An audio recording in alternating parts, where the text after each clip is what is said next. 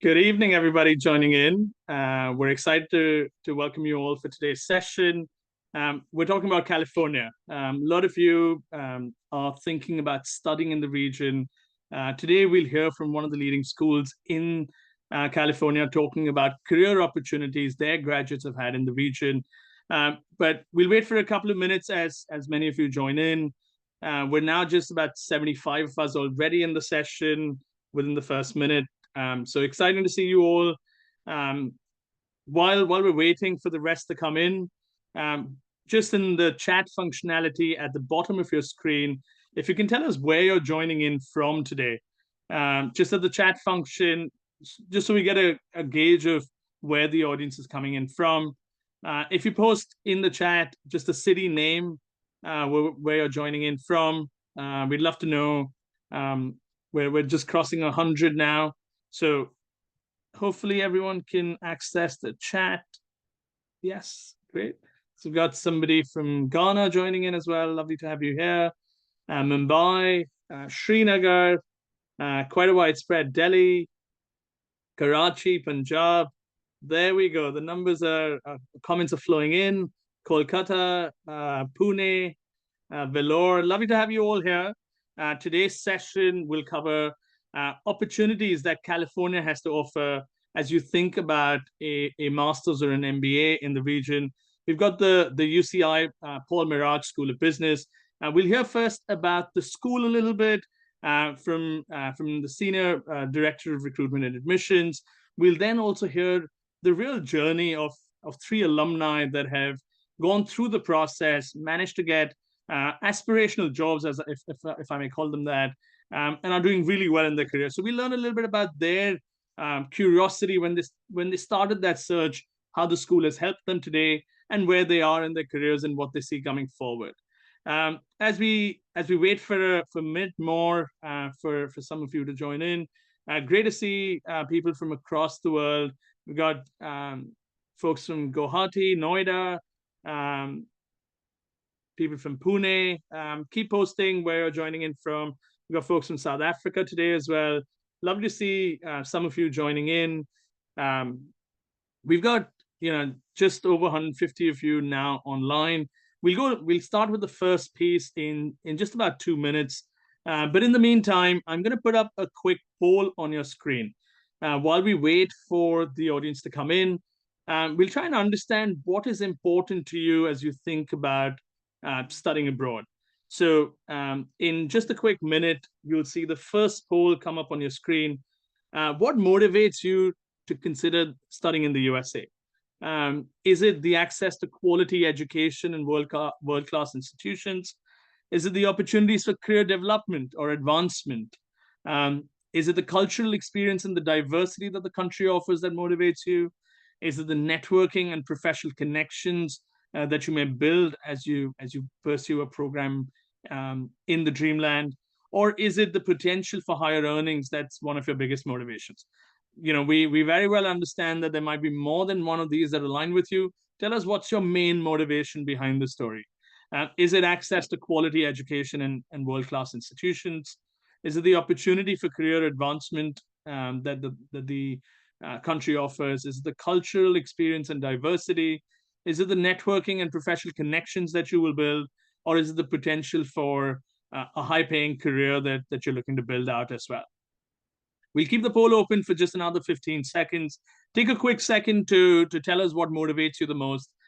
This will also prompt some of the conversation that we have later today. So, really excited to see so many of you joining in. Take a second to quickly respond to the poll, and then we will get started. Right, what is your main motivation for studying in the US? Is it access to quality education and world-class institutions? Is it the opportunities for career advancement, the cultural experience and diversity? Is it the networking and professional connections? Or is it the potential for higher earnings? We'll close the poll now and see what kind of response we've had so far. It's quite a diverse split. So about 36% of you are talking about high quality education and world-class institutions. A similar number is talking about opportunities for career advancement. And then about 12% of you are keen to to look at the US because of higher earning potential, 11% on networking and professional connections, and about 6% of you think cultural diversity is the most important motivating factor. Great. This gives us a good gauge of what is important to you as you think about studying in the US. I'd like to take a quick second to introduce our panelists today. First up, we've got Melanie Coburn, who's the Senior Director of Recruitment and Admissions. She's been doing this for over 20 years, helping candidates across the world explore their career potential. She's worked in various diverse work environments, including 4 different institutions across the country. She holds a Bachelor's of Arts in arts degree in literature and rhetoric, and as well as a Master of Arts in English from Binghamton University in New York. And she's got an MBA from University of Baltimore in Maryland. Pleasure to have you here, Melanie. We've also got a few alums that are joining in. We've got Harshita Pal, who is currently working at Amazon.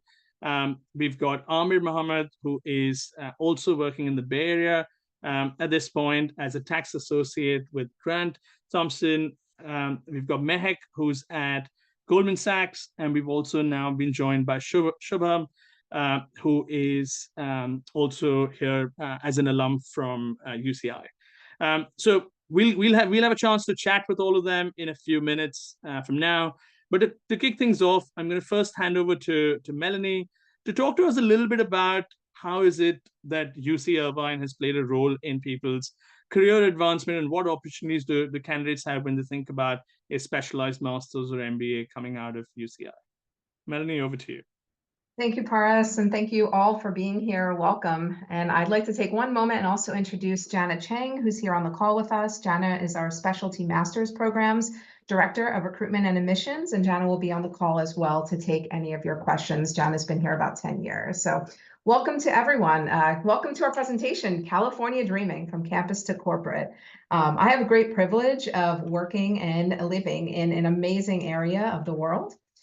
We are located in the heart of Orange County, which is really halfway between Los Angeles and San Diego. Phenomenal place to live, work, and play. Average year-round temperature, 74 degrees. I think it's 74 degrees exactly right now. We have been ranked for about almost 20 years now as America's #1 safest big city and #1 best city for tech hubs. So great place if you're looking to work, play, and live. We are very proud to be part of the University of California system, arguably the best public school institution in the world, technically in the top 10 every year. We're located right here in Orange County's Tech Coast. About a third of Fortune 500 companies do have offices here. And we also have a great pioneering entrepreneurial spirit. A lot of startups here, a lot of VC money flowing in and out as well. So phenomenal place to be. Specifically, the Paul Merage School of Business, we really focus on 2 major themes here at the school: leadership for a digitally driven world. This photo here is actually a photo of our dean, Ian Williamson, attending a virtual class, actually. So we're really kind of pushing the boundaries with technology and fusing it with business technology as well as inclusive excellence. These are really our 2 pillars. Our culture here is to create a culture where everyone is valued, everyone is welcome. I'll talk a little bit later about how we have our team structure. We actually organize you into study teams when you start the program, and we organize you as a very diverse team so that you can learn from each other. Here's our portfolio of master's programs. We do have the full-time MBA program, which is a 2-year program. We have our Flex MBA, which is a part-time MBA program for early career working professionals. We have our Executive MBA, our EMBA program for more seasoned managers and professionals, about 10 to 20 years. And then we have several specialty master's programs. We have a Master's in Professional Accountancy. We have a Master's of Science and Business Analytics. We have a Master of Finance. We have a Master of Innovation and Entrepreneurship. And then we have a smaller joint degree program with our School of Bioscience, which is a Master of Science in Biotech Management. Specifically, our school is ranked, pretty much all of our programs are ranked in some way, and certainly important to us and a testament to the quality of education that we have here. Our full-time MBA program was just recently ranked in US News and World Report as number 44. Part-time MBA program is ranked 28. Our executive MBA program is ranked 13 in the country. And then our specialty master's programs are also ranked in the top 20 and number 2 in California. So MSBA, MPAC, as well as MFIN. We also, again, pride ourselves on diversity. We are the number 2 school for the percentage of female faculty globally, and we're the number 3 for the percentage of female students. So that's really important to us. In terms of inclusive excellence, I mentioned this is one of our pillars, one of our focuses here. We do have several groups here that we hope that you all have an opportunity to be a part of. Our Merage Global Initiative. Actually, this year, we have more than 50% of our students are coming from other countries here at the Merage School. So that's fantastic to see. We have our Black Management Association, we have our Latinx Initiative, Asian Pacific Islander Initiative, and we're expecting to launch a few more in the next few years as well. So I alluded to this earlier, we have a very collaborative culture here, kind of small to medium class sizes, around 50 to 60 in a class, which is kind of large enough that you get the breadth and diversity of people from all over the world in different functions and different backgrounds. But small enough that you really do get to know everybody extremely well and build really strong relationships. That's very important to us, and I'm sure you'll hear that from our alumni very soon. These are really full graduate business school experiences, regardless of which program you choose. We really want you to come in, get involved. Yes, you're going to take your classes. Yes, you're going to be going through the job search, and you're going to have an entire team of people here who are there to support you. But we also want you to take the time, get involved. We have over 20 clubs and organizations here, which are student-led. You have opportunities to take on a leadership role or just build close friends in those areas. So take full advantage of this time that you're here, whether it's 1 year or 2 years. We really encourage you to take full advantage of it, as it'll go by pretty quickly. You guys will be busy, but we have an entire team here to support you. It's just a few quick things here about our specialty master's program. So I mentioned the 4 main ones that we have here at the Merage School. These are 9-month to 1-year full-time programs. So you have these opportunities to be here for 1 year, get the technical training that you need to really differentiate yourself in the marketplace. You have some opportunities to dive even deeper. Most of the programs offer different tracks and pathways. What's nice is that you can actually go directly from undergrad into your master's degree. So work experience is not required for these programs. It's open to all majors, so you don't have to have a business degree undergrad in order to do this. Some of these programs require a few specific courses, but we can also work with you on that. Again, we have students that come from all over the world in these programs. More than 50% are now coming internationally. And very, very high touch career services here. We have career services dedicated to every single program. The way that our career team is set up is half the career center works directly with the students, half the career center works directly with employers. So they're keeping the pulse on what new jobs are coming down the pike, what new skill sets are going to be important. So it's a very much high touch here, and the majority of our students have jobs within 3 months of graduation. 85 to 100% actually of our students have jobs within 3 months after graduation. So we're super focused on getting you here, giving you the technical skills that you need, and supporting you through that job search process.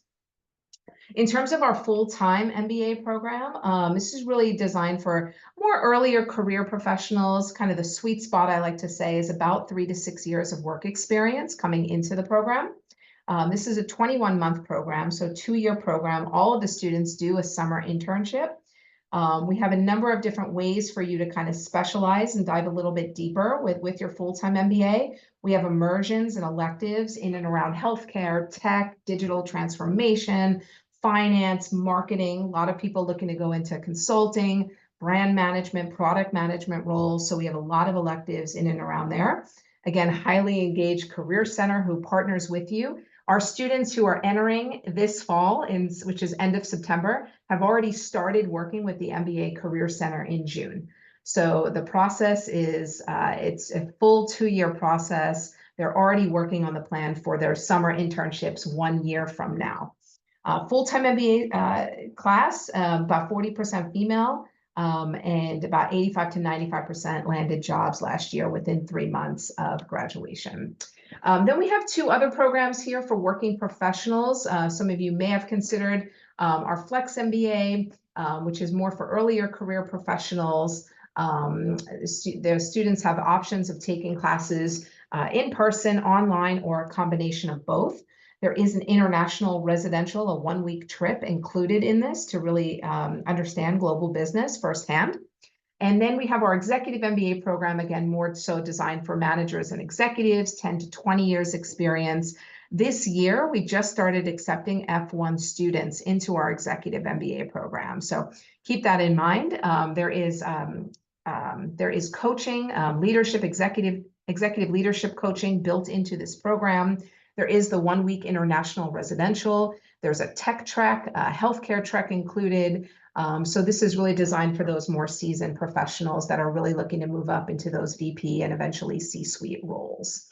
We have a brand new curriculum in the executive MBA program, including courses on AI. So brand new, coming out this fall. Just a couple more slides here to give you a sense of what we look for. So these are a few things I put together here in terms of the ideal Merage candidate. Certainly evidence of academic accomplishment. This is a UC school. Our faculty are going to challenge you. So we want to make sure that whichever major you had in undergrad, that you have strong evidence, strong technical skills, strong quantitative skills, that you have good leadership potential, project management skills. Those are all really important to us. Any relevant internship work experience, that's all going to be factored into the overall admission process. We also want to see that you're goal-oriented. You have a plan in place. It's okay to change that plan, and that plan may change while you're in one of our programs here, but at least that you have a good sense of where you want to be, at least in the short term.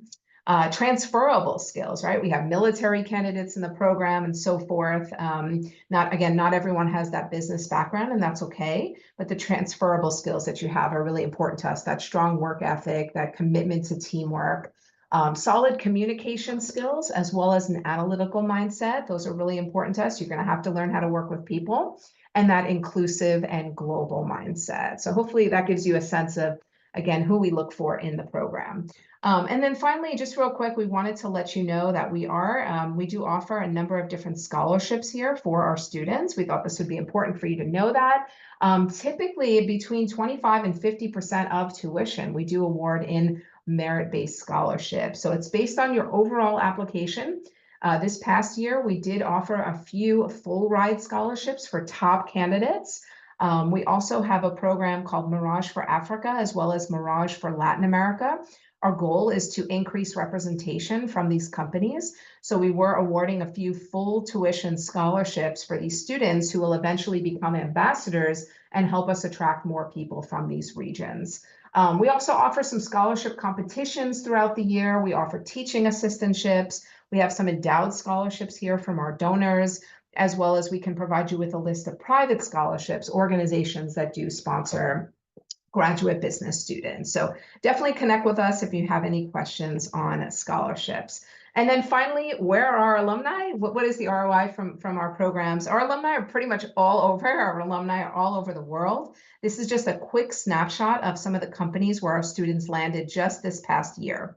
So you can see kind of a wide variety of companies in and around healthcare, tech, financial services, action sports, Blizzard Entertainment. We have a number of different headquarters that are located about 2 miles from our campus here, including Taco Bell, including Edwards Life Sciences, Experian, Blizzard Entertainment, so many companies that are right here. So this kind of hopefully gives you just a snapshot of who we are. I want you to continue the conversation now with our alumni. I'll be around if you have any questions, but thanks again for joining and looking forward to the rest of the conversation. Thank you, Melanie. That presentation gave us a good overview of what UCI does for its current students and what opportunities do any of the folks that are attending have while considering a master's or an MBA with you as well. Up next, what we'll do is we'll first go into a quick introduction with our 4 panelists. For alums who are here, and Melanie, we'll keep you involved in the conversation as well. Before I do that, just 2 sort of house rules. If you have any questions, like we've posted in the chat as well, please feel free to add them to the Q&A section at the bottom of your screen. If you see a question that's already asked, please upvote that question. We know that that question is more important to more of you, so we'll ensure that we prioritize those as well. But keep asking questions there. We'll start the conversation with the panelists here with questions that we know some of the candidates would have asked, and then we'll take some questions from the Q&A section as well. But before we do that, let's start with some introductions. Harshita, we'll start with you in this case. Hello, everyone. Thank you so much for having me. I'm Harshita. Talking about my background, I have more than 9 years of experience in the tech industry, mainly in the fintech and e-commerce. I started my career as a software engineer back in India many years ago. I was working for a fintech company where I was building mobile financial solutions for African countries. So I see people from Ghana. So like I have a little contribution there. I worked there for about 6 years, but then decided that I wanted to switch to an e-commerce industry, which was booming at the time. I had the opportunity to work at Gap. Again, started as a staff software engineer, worked there for about 2 years, managing the checkout page for the shopping website, and was naturally transitioning to a project manager role. But while I was working there with a lot of product managers, I realized that I was really interested in that domain and the impact that product managers were having on the company, on the products. And that's when I decided I wanted to switch to product management. But while I had the technical skills, I didn't necessarily have the business skills that were needed to be a good product manager, and decided to pursue a formal business education. That's how I did my research, landed in UC Irvine, Merage School of Business, amazing school. And during my time there, I interned at Amazon as a product manager, and that position, I got a full-time return offer, and now I've been working at Amazon and as a senior product manager tech. It's been more than 1 year now, and been working in the marketing measurement campaign related work. So like I can talk more, but that's been the journey so far. Thank you, Harshita. That's very helpful. Shubham, would you like to go next? Yeah, thanks, Paras. Yeah, hey, nice to meet you all. My name is Shubham Pai. I work as a finance and operations associate for Synaptica Therapeutics. It's a medical device company that's developing a novel treatment for Alzheimer's, one of the biggest unmet needs for the US and the entire world. So I've been working for almost a year now, originally from India. When I was in India, I did my undergrad in pharmacy, and then I kind of pivoted into finance. So worked for about 3 years in financial services with JP Morgan and Bank of America. And then I wanted to involve myself in a much more challenging role, wanted to pivot into corporate finance. So I came to the US, pursued my master's in finance from UC Irvine, and then landed my role at Synaptica. So it being a startup, I wear multiple hats, from investor relations to financial modeling to budgeting, like everything you can think of. So yeah, happy to be here and looking forward to sharing more of my experience. Thank you. Lovely to have you here as well, Shubham. Amir, would you like to go next? Hi, everyone. It's great to be here today. So my name is Amir. My path was basically very different from everyone else. I used to live in Dubai my whole life, and I pursued my undergraduate studies there. I was accounting through and through. Like I had done an accounting degree with a minor in finance. And for me, the next step was to pursue my CPA license. But to pursue the CPA license, you need to have a certain number of credits, which is 150 credits. So to do that, my next step was to pursue a master's program. So I came to UCI to pursue my master's in professional accounting. And through the campus recruitment, I secured a job offer in public accounting at a firm named Grant Thornton, where I currently work in corporate tax solutions. So my job is mainly just working on tax returns for clients, and yeah, that's the road. That's the path that I've taken. Sure. Thank you for being here with us, Amir, today. Meg, by no means last, but by no means least, if we can hear from you as well. Thank you, Paras. Hi, everybody. Lovely to see you all here. This is nostalgic. A few years back, I was joining sessions like you all, and the tables have turned now. It feels great. Thank you for having us here. So I am also from India, like all of you, like most of you. if I may say so. I am from Mumbai. I did my undergrad from Mumbai University in computer engineering, and then I joined Reliance Jio as graduate engineer. I transitioned into a PM role very early in my career. So that was really great, but I also realized that I needed to uplift my technical skills as well as business skills to do better in my role. So I decided to pursue my master's. That's when I did all of the research required. I tried to understand where I needed more improvement, and I decided that I should go for MSBA at UCI. It's a really lovely school. It focuses on your holistic development and not just focuses on your technical skills. So that was really impactful and has helped me in my role at GS as well. And I graduated in August last year from MSBA cohort, and I joined GS in November 2023. Since then, I've been a product manager there, and I work for Apple GS Savings Project. Again, lovely to see you all. Happy to answer any questions you may have. Cheers. Thank you, Mehak. Thank you for being here. Such a great group of people with such experiences. Like I said earlier, please feel free to post in your questions in the Q&A section at the bottom of the screen. I'm going to start with some questions that we've prepared for you, understanding what students coming from Asia and Africa are looking at when considering studying in California. Harshita, I'll start off my first question with you at this point. Coming from a background that you did with tech and a lot of like technical skills per se, how did the MBA sort of help you think about a more holistic business level role, especially at a company like Amazon, where you can pivot into a lot of other areas as well? Right. I'd say that at first it was a challenge because as a software engineer and people in tech role who are like really focused on one problem statement, have all the expertise in that area, and in some ways I wouldn't say narrow thinking, but like just not zooming out as much as an MBA would have to. So as I transitioned to the business school here, at first, it was really important for me to zoom out and look at things from a broader perspective. Obviously, when I learned like finance, marketing, strategy really helped me understand how to look at things from a think big perspective. That was, I believe, the most challenging part, but the school does a great job at keeping your basics clear. So the first quarter, you're going to be in this school. You're going to have all the core subjects that you need to be able to make sense of a lot of things. Like if you have to look at a company and the product, you basically have to think through the market that you're going to sell that product in, like the market product and market fit. So like all those areas was something that I learned at the school. And from the transition perspective, technical abilities actually help you because everything that is happening around you has some flavor of tech. And so if you are technically savvy, you will easily be able to grasp what is happening. It's just the broader mindset has to come. And the 2 years that I spent in the school really helped me build that. That has really helped at my role at Amazon as well.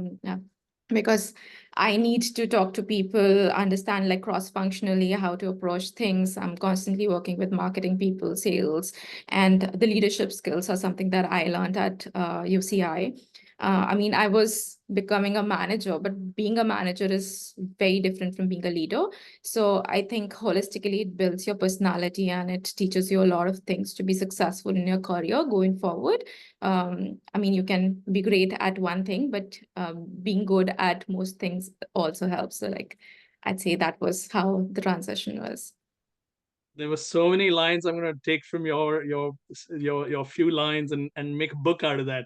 They were so well put. Thank you for that. I think you said one thing really well, right? The idea of having technical skills, but then adopting the business angle to that, really helps professionals like you. And I think a lot of people that, or a large subset of people that come from India from a tech background, then wanting to do an MBA, this is quite an aspirational career and journey that they'd love to learn more about as well. So I'll come to you with more questions. Amir, I'll come to you next here.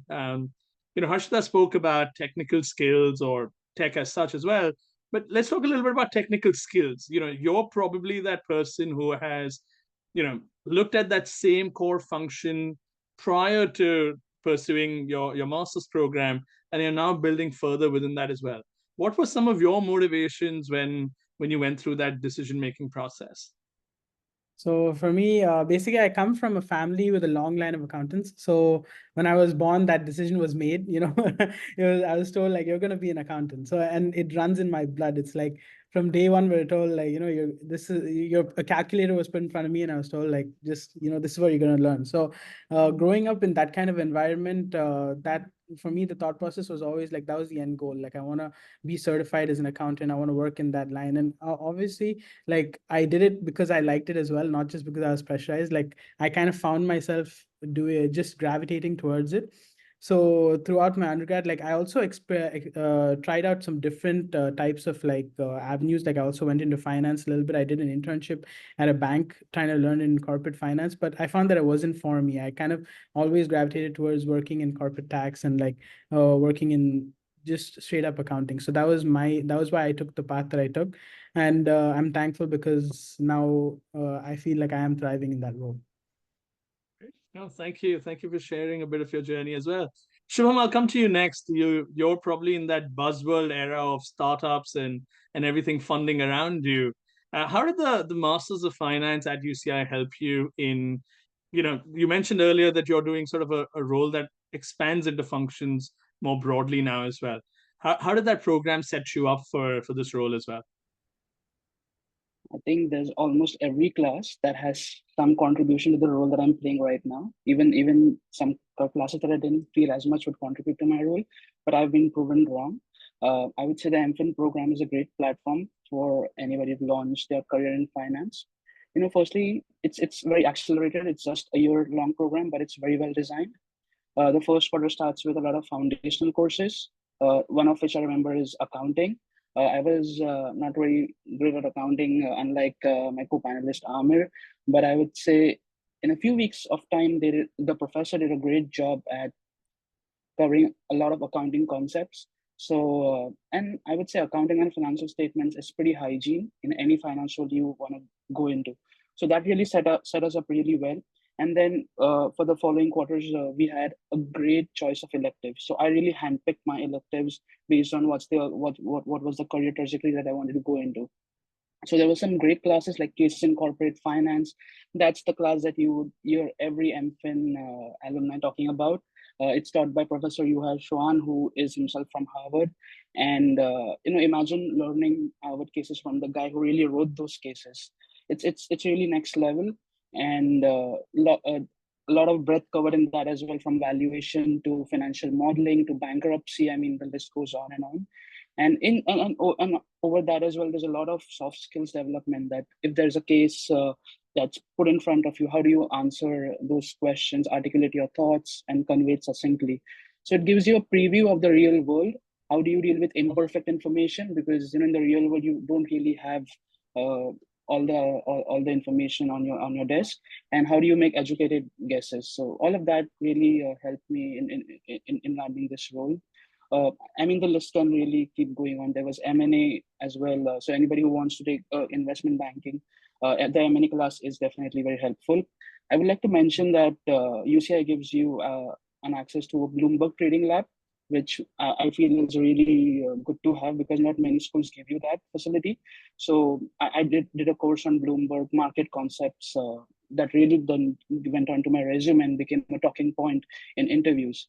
Also, UCI gives you access to a lot of premium databases like Capital IQ, PitchBook, FactSet. All of that is really sought after skills in finance and investment banking, or any other role as well. The reason I picked the MFin program was because of its quantitative focus. I wanted to try my hands on Python. I don't have a coding background, but I wanted to have that skill set up my sleeves. So, in that class, I was literally handheld. That is what I really needed. So anybody who wants to go into data analytics or even the programming side of finance, you have that option as well.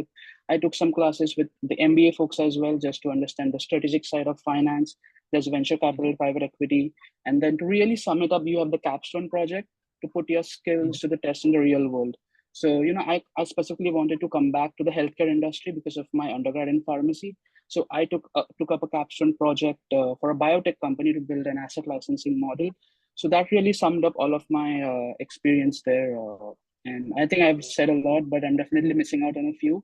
But to sum it up, you don't really have to look anywhere else. You have everything in the program. You just have to make the choices that, where you want. But you have everything for you on a platform. No, thank you for that, Shubham. Mike, I'll come to you, and Shubham slightly touched on that. And there's a couple of questions in the chat coming around this area as well. So there's, in particular, Pratimesh who's asked, saying, he comes from a non-tech background. I think, like Shubham, he's done a B Pharm as such in the background. And he's now planning to pursue an MSBA. And there's a couple of other people who've asked similar questions, that they don't have the technical background. How does, is the MSBA right for them, or how does the MSBA prepare you in that context as well? So I agree with Shubham here. I think you will be handheld in the first quarter. That said, you must have some background, but then if you're not thorough with Python or R or Tableau, you would be handheld in the first quarter. I think Harshita mentioned as well, all the core subjects or courses would be covered in the first quarter, but that kept in mind, you have to be really dedicated here, because all the cohorts here are really intense. You have to be dedicated. You simultaneously also have to make sure that you are working on your professional goals as well. You are developing skills simultaneously, you're building your resume, but you also have to make sure you're focusing on the cohort in order to be able to grab a role that you wish to crack. You need to be thorough with all the skills, and you will be handheld is what I can say. Like for all the subjects, even when we learned machine learning, our professors were so thorough, and the concepts are being taught in depth, and some electives are being offered in multiple quarters as well. So it's not like if you missed out a chance in a particular quarter, you definitely may get it in the next quarter. And even the professors are different, but the materials that they provide are so simple to understand that if you are from a non-tech background, it would be like a cakewalk for you as well. Okay, well, that's well put. Melanie, I'll bring you the next question here, and I see you're going at it to answer so many questions as well. So thank you so much for that. Trying to keep up with all the questions. Yes. Thank you for that. Question for you. We've heard from 4 great ambassadors of what the career outcomes have been for them. Tell us more generally, how does UCI help candidates, find that place, find that the internship, or prepare for that job interview as well? Yeah, and maybe I'll broaden it too. I saw a question in the chat around like, how's the job market and how our school kind of prepares our students to weather really any job market. So I talked a bit about the, Career Center. It's a very prominent part of our business school here. We have like 15 different individuals in the Career Center, individuals that work with each of our students, each of our programs, as well as working directly with employers. And it starts early. And I think that's really the difference. A lot of people come in thinking that they're going to start that internship process in late fall, early spring, and be ready for those internships. But Harshita's shaking her head. It's a full year-long process. And the job search process, even if you're in a master's degree, is a full year-long process. So I think the key is early, is to get involved. Each of our programs do a pro seminar course. It's built into the curriculum. So while you're here Monday through Friday, you'll be taking classes, but you're also going to be doing a pro seminar course with a member of the team of the Career Center. And they're really preparing you. They're helping you with your resume, giving you any tips on your LinkedIn profile, getting you connected with alumni to set up those like informational interviews. I think that's really critical, to talk with alumni, connect with some of the folks here, what their process was like, what were some of the challenges. You're not alone in this process. It is a very self-directed process, but the Career Center is there to help support. And our previous students are also there to help support. So take full advantage of it, do it early. Those are going to be the most important things. I think, look, any economic period of uncertainty is going to create some questions. But I think for our students, because of where they're at in their careers, more on the earlier career side, those aren't really the jobs and the positions I think that you're reading about. Those are more the higher level, senior level roles that are kind of being questioned. Most companies nowadays are really looking for strong technical skills. Those kinds of positions aren't really going away. So for those who are pursuing the master's degrees, as well as the full-time MBA that come in with 0 to 5 or 6 years of work experience, those jobs are not going away. They're still very relevant and very valued. By putting the effort in, by doing all the things that the Career Center is telling you to do and taking full advantage of it and doing it early, you will land a position. So hopefully that's helpful. Yeah, no, definitely, Melanie. Thank you for that. And I think, as you think about careers and there's a lot of conversation around a potential recession or a slowdown. This is, in history, if you look back, be it 2007, 2008, or other periods as well, you'll notice that that's probably the best time to go pursue a program, because by the time the cycle of the economy evolves, you're actually ready to come into the job market. So use this. I mean, even if there's some level of fear that you may have around where the economy is today, use this to your advantage to actually maximize the potential that you may have. Harshita, I'll come to you with the next question, and Melanie in some form, noted towards that as well, of getting involved, right? You got involved in, during your time as a president of the Women in Business community at UCI as well. Tell me, how did that help you, build leadership skills, or more broadly, your people skills, thinking about the workplace you're in now as well? Right. Truly, that experience made me become a good leader. It taught me how to motivate and inspire a team, manage conflicts. So that whole experience of being part of a student-led club teaches you all of that. Plus, Melanie pointed out that how diverse the school is. We have people from different backgrounds, different countries. The way they approach things and problems are different. So like navigating through that really helped me develop as a person, and I've been using that at my work here, where I have to build those kind of networking and relationships with my peers, manage a team, so on and so forth. I learned the importance of active listening and empathy, and which really helps me with how I interact with my customers, and helps me create a collaborative and supportive team environment at Amazon as well.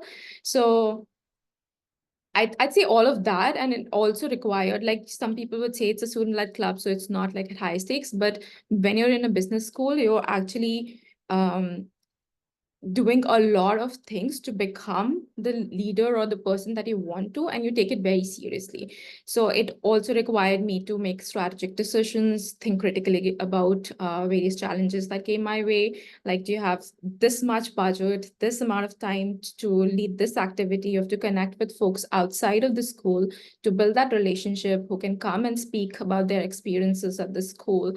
So you do a lot of these things, and I'd say it was an incredibly valuable experience for my career now at Amazon, mostly because of strategic thinking, handling team, building networks. As somebody who came from India, and where networking isn't something that people usually go out and do so much, it was initially a challenge, but that experience taught me all of those things. Thank you for that, Harshita. Amir, I'll come to you with the next question. In the lead up to where you are today, prior to that, you did an internship at Merage Bank. Did that influence your career path in terms of getting or moving towards corporate banking and accounting, moreover? So while working at that internship, I was kind of like in a rotational program where I worked with the corporate banking side, which was more in like the finance role. And I also worked a little bit with the financial reporting side and tax area. So that was the time where I was sampling different like pies, and I was trying to see whether I would fit better in accounting or finance. And that's where I kind of made the decision that I wanted to move towards tax, because I couldn't find myself like relating as much in the finance section as I would like, even though it sounded much better to me initially. Like as everyone says, like that sounds like really good, but then and tax sounds boring. But for me, that was the opposite. So I kind of went towards that, and I got to meet some really good people and everything. And that's how kind of I moved towards tax, and that's what brought me to the Impact program. And with that, I just kept moving with it and ended up in the role that I am today. Great. No, thank you for sharing that. And I think, for a lot of people that get conscious that when they're starting their career, if they go into a role which has a rotational program, this is a great example of understanding what might be right for you by discovering and understanding different facets of the business. So I think this is a big advantage that several companies do offer. So for folks that get that opportunity in due time, I would highly recommend to make the most of it. Shubham, I'll come to you with the next question. We've been talking about network and community, and all the role that it plays when post you graduate from a program in a school like UCI. Talk to us, and I'll give a quick example on my own world right now. I ended up working with somebody who's a business partner for us today, who I studied with back at university, right? Has that, and he's based in Africa at this point, so different continents, different worlds.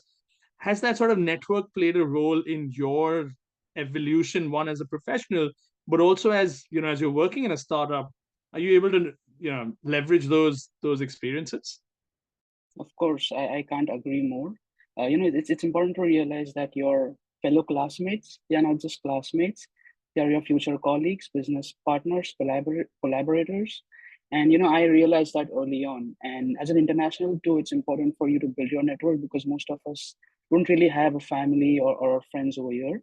And I'm happy that Merage has a very strong community of alumni. It starts with a mentorship program where you're tied up with a mentor. And I was really fortunate to have a great mentor by my side who helped me navigate the job search process and selecting electives.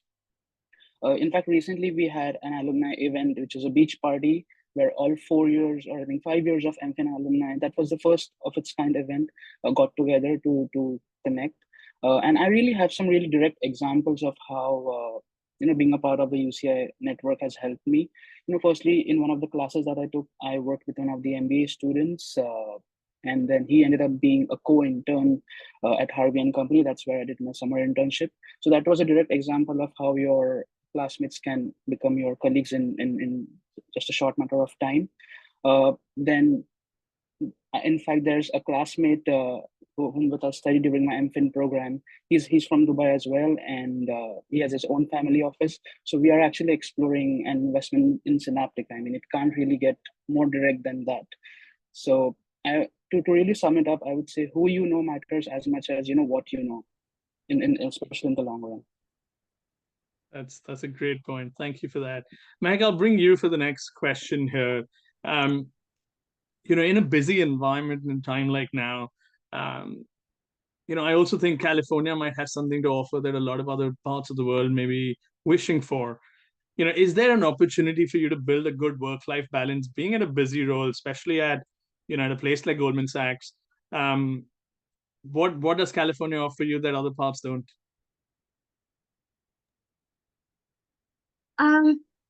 There's a lot. California offers a lot, especially UCI is situated in a really good place.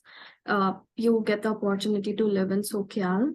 That is the dream for most of us. I moved out of California when I had to join GS, and it's not the best.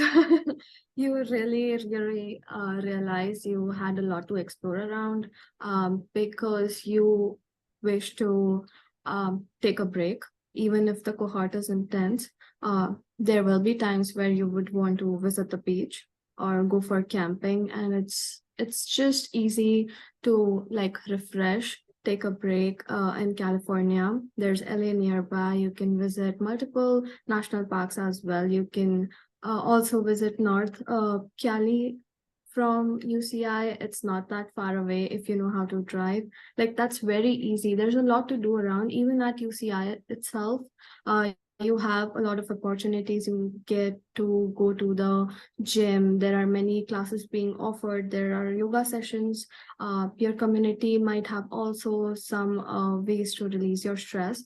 So it's a really good place to be at. Plus, it's the safest city in USA. So that's really important. Now that I'm in Dallas, I really realize the importance of it. So that is something to keep in mind. It's a really great place to be at. And as Melanie also mentioned, like, we have plenty of opportunities. There are many good organizations in SoCal as well. So you get access to all of that. Plus the alumni community is great. So it's a really good place to be at. Melanie, I'll bring you the next question. There's a lot of questions on the chat about the right score, the right academics in terms of being able to get into the program. I'm going to do a quick 1 minute rapid fire with 2 questions or 3 questions with you here. First up, let's talk about, do you need work experience for a specialized master's, and how many years do you need for an MBA if you do as well? Okay, you do not need work experience for one of the specialized masters. In fact, the majority of our students come in with no work experience right out of undergrad, maybe an internship. So that would be a great fit for those of you, I saw a few on the chat, are just about to graduate undergrad. So you can go right into one of our specialty master's programs without work experience. For the MBA, we really prefer a minimum of 2 years of full-time professional work experience. The average is closer to 5. So that's why I put that sweet spot is usually around 3 to 6 years of work experience for the MBA. Okay, so for so many people that have asked that question, if you're looking at the MBA, you need to have a minimum of 2 years. If you're 1.5 or so, talk to the school. By the time you are closer to, start the program, you may have crossed 2 years. So have that conversation with the school in that kind of scenario. But apart from that, if you're looking at a specialized master's, you do not need work experience. Melanie's second question, in terms of testing, the GMAT, GRE, maybe I'll broaden that a little bit further. If I don't have a great CGPA or my undergrad score, what do I do? Does the GMAT or the GRE play a role in securing an admit? Okay, so a couple of things. We don't just look at the GPA. It is where you went to school, it's what your major was, it's how you did in certain quantitative classes. So just keep that in mind. It's not just the GPA. We do take a wide range of GPAs. For our specialty master's programs, we do not require the GMAT. And it really doesn't help you in that sense. With the full-time MBA, I would say that half of our students are taking the GMAT for the full-time MBA. That can help you in terms of securing a little bit of a higher scholarship, in terms of helping to offset maybe a little bit weaker undergraduate GPA. But for the rest of our programs, we really don't require it. It's not necessary. The only one is the full-time MBA. We do offer a waiver for it, but if you're worried about your academics, I can tell you that the majority of our international students, particularly from India, do still take the GMAT. And the average GMAT at our school, particularly from international students, is right around a 670, 680 for the full-time MBA. Lovely. And if there are further questions that candidates, I know some of you are posting still. If you have further questions around these areas, we will share the email address from the school, so you will be able to ask further questions to them as well. Melanie, last question on the so-called rapid fire at this point. One big concern that a lot of people are talking about is visas, right? Either getting appointments or getting visas post-graduation to stay and work in the US. Can you throw some quick light around that? Post-graduation, you're saying, or visas to get into the program? Because So I know we're about having both. some issues with that too. Yeah, Yeah, let's talk I about know. both. Yeah, the visas from India, we haven't had too much holdups with the visas from India. I know some of the visas from Africa have taken quite a while. So the advice there is really just apply as early as possible. It could take 6 to 9 months to even get a visa from certain countries in Africa. So again, applying as early as possible is going to be really helpful. In terms of, post-graduation, again, we're very focused on getting you jobs when you graduate. We have an extremely high success rate within 3 months of graduation. So that's the goal. I mean, our MBA program is STEM certified. 3 of our specialty master's programs are STEM certified. So the goal is to have you here, land a job here. So that's what we're extremely focused on through the program. But again, it all comes back to doing things as early as possible so that we're not scrambling at the end for job opportunities and to get into the program. Yeah, and maybe if you just want to add a little bit about the STEM designation, because not everybody might be as familiar with it yet as well. What does that help with? Oh, the STEM designation, you just stay in the country for longer. So instead of 1 year, it's what, 3 years? Yeah, so it's really critical to attend a business school that has programs that are STEM certified so that you can stay in the country longer and work. Okay, and last question here for you, application deadlines for fall and spring. Well, the next 2 deadlines that are coming up in terms of intakes. Okay, so we're at the end of our cycle right now. We will be opening our application in August, like second week in August or so. We're going to be opening the 2025 application. Each program has some different deadlines. We have kind of target deadlines and rounds in and around November, January, as well as March. So application is going to be open in a few weeks. I will note that we are actually traveling to India. So I wanted to note that real quick. I don't know if I can share my screen again. I have the dates that we are coming to India. Let me see if I can share that really quick. In preparation for our application kickoff. I think it's the screen. Am I sharing? Yeah, now you are, yeah. Am I good? Okay. So yeah, we are actually coming to India. We're very pleased to be traveling with Seed in the next week or so. Actually, I think my team member leaves next Wednesday. So please join us at one of these fairs if you can. My team members will be there. We'll have some alumni there as well. But this is really in preparation for the kickoff for next season. And we're going to open the application pretty much the week after we get back from India. So we'll have target deadlines in and around November, January, as well as March. Great. Thank you, Melanie, for that. For folks that are listening in, a couple of quick things. One, if you're in India at the moment or in Africa over the next month and a half, we will be visiting several cities in India, the 5 that you see here, and we're going to come to Nigeria, Ghana, Kenya, and South Africa as well. So look out at our website for more information. All of you will receive information about the upcoming events as well. So don't worry, that will come to your WhatsApp and email as well.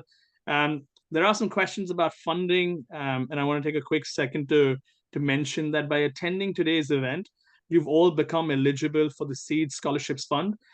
Currently, we have $2.5 million available for candidates looking at studying in the next intake. This number over the next month is going to go up even further. There are several schools joining the program at this point. So keep an eye out. You will receive more information and leverage that as well. I'm conscious of time here. I'm going to give all 4 of you one question here for a quick answer as well. And Mehek, we'll start the other way around. We'll start with you this time. Talk to us about your most memorable experience when you were on the program.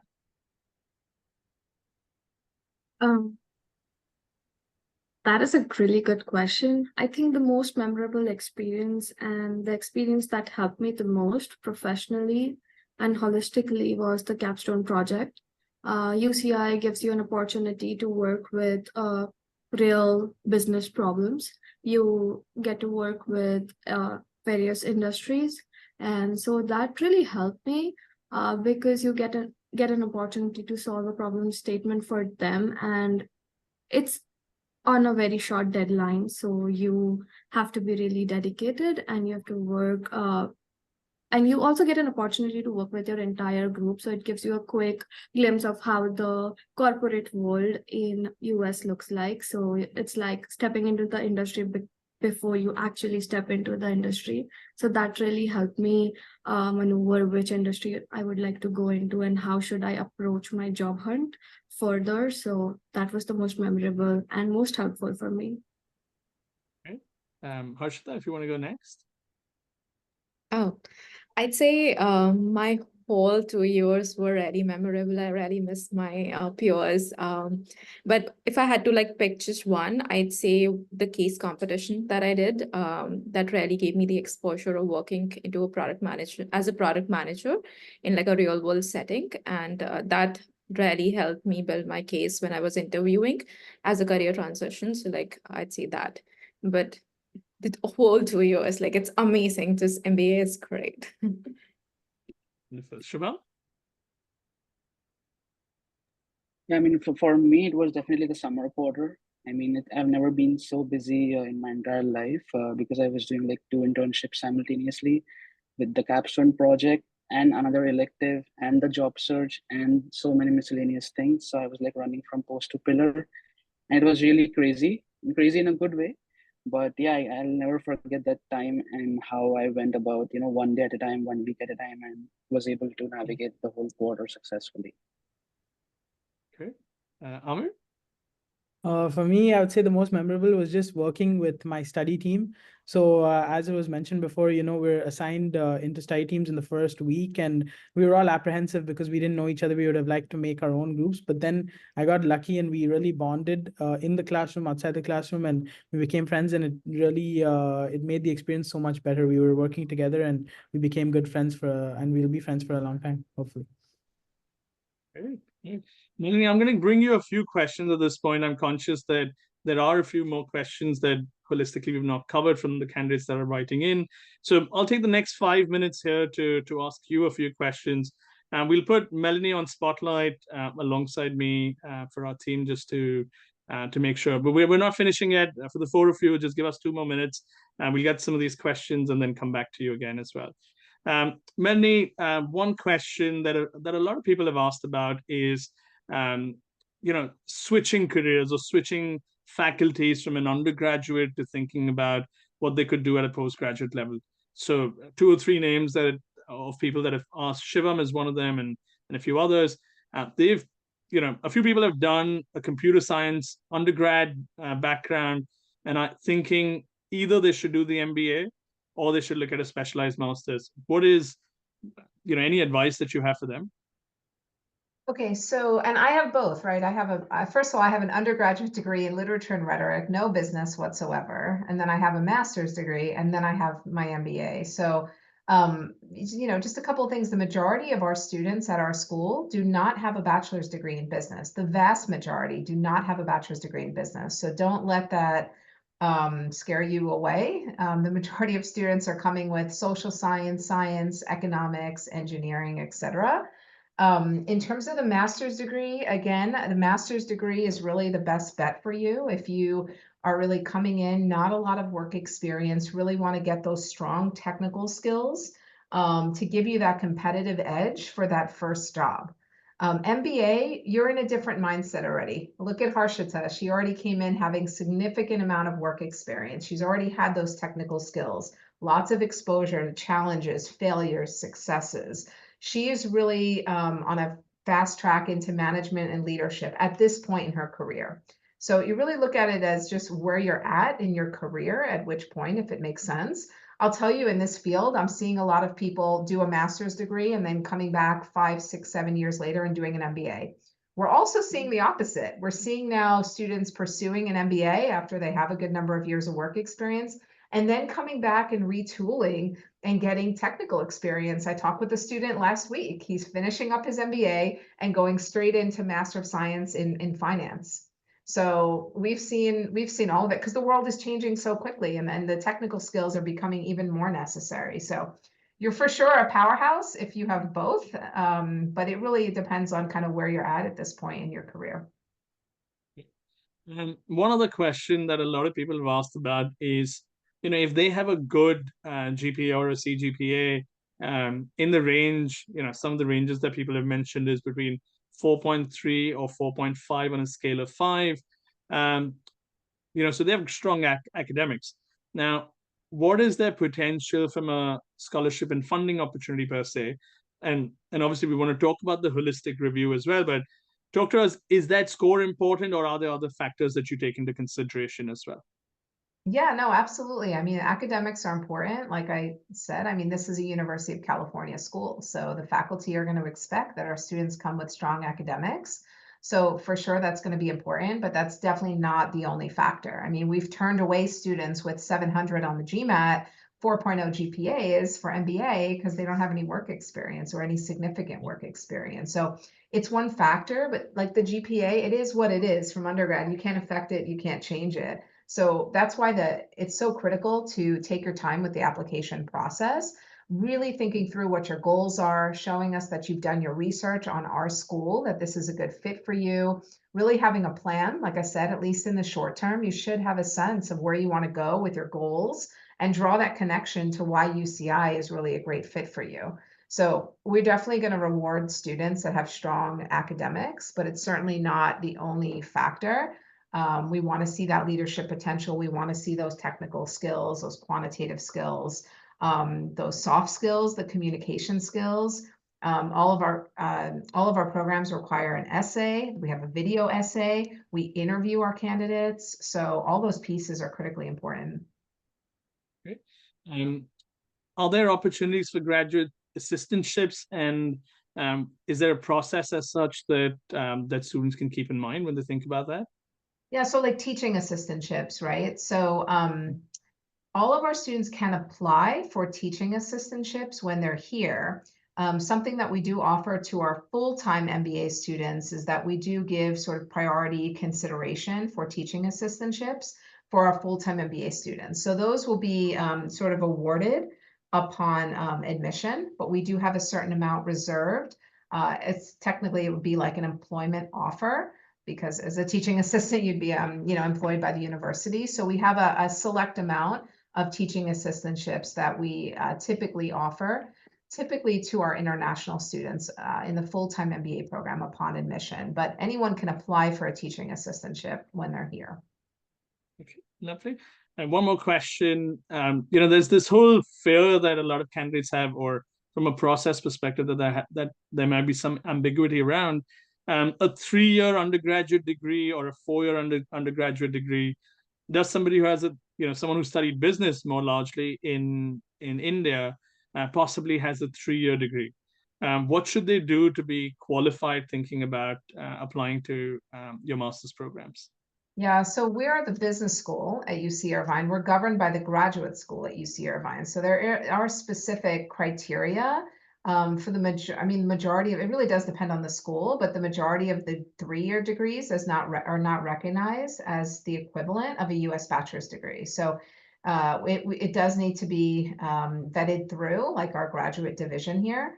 The students I've seen that come in with a 3-year bachelor's degree have a 1-year master's on top of that.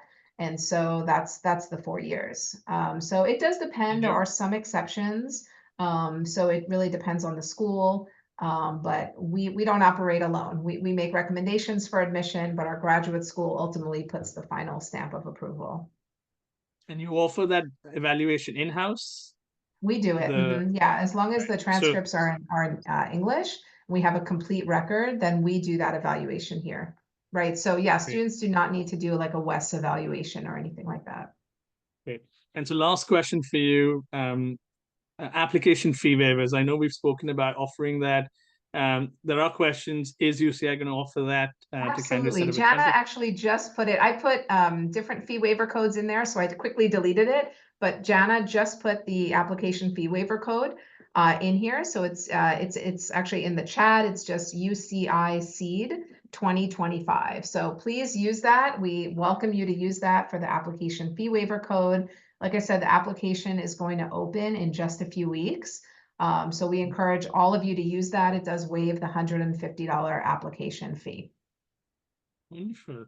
Well, with that, thank you, Melanie, for taking time and answering a whole host of questions. And to all the 4 alums that have joined us here today, Harshita, Shubham, Amir, and Mehak, it's been wonderful chatting with you all. Thank you for taking the time and being here with us today. It's been a pleasure to host you all, and hope you have a great rest of the day. Thank you for having us. Have a great one. Thank you. Thank you. Thank you, everybody. Right. For the candidates that are still here, quick comment. You are all eligible for the Seed Scholarships Fund. Please ensure that any opportunities that you're looking at, you're exploring those as well. The recording of this session will be shared with you following the event. So don't worry if you've missed a few parts of this. It will be with you along with the application fee waiver code. With that, thank you again for being here, and we wish you all the best for the journey that you're pursuing to get into business school. Thank you for today, and we look forward to seeing you again soon. Thank you.